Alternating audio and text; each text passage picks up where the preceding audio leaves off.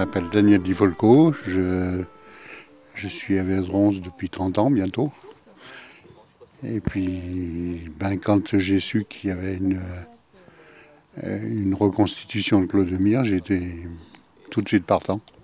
Alors au sein de l'association, avec quelques collègues, on construit un village, on essaye de reconstituer à peu près un village d'époque.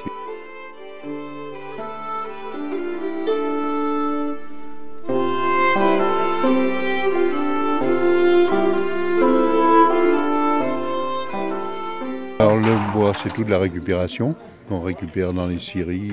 Décembre, on a eu mauvais temps, alors il y a beaucoup de jours où on n'a pas travaillé. On a débuté avec 3 jours par semaine, mais les volontaires, il n'y en avait pas beaucoup. Donc on est à 2 le mardi, 4 ou 5 le jeudi, 1 ou 2 le samedi, de temps en temps.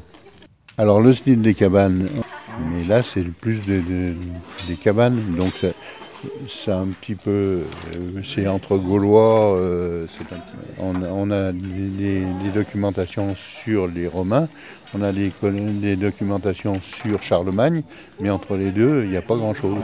Ça correspond à peu près, alors il faut y faire déjà qu'on puisse les transporter, donc on les a fait sur palette. Avec les moyens du bord, on a fait quelque chose j'essaye de faire, que ça ressemble à peu près. Alors là, j'ai le problème pour les toits de chaume, qu'il va falloir faire bientôt. Je ne sais pas sur quoi qu'on va faire, avec des roseaux, je pense. Oh là, tous les volontaires, tous ceux qui veulent venir, tous ceux qui ont des idées, des cabanes, ils en font encore au moins 5 ou 6, parce qu'il y a une cabane par exposant.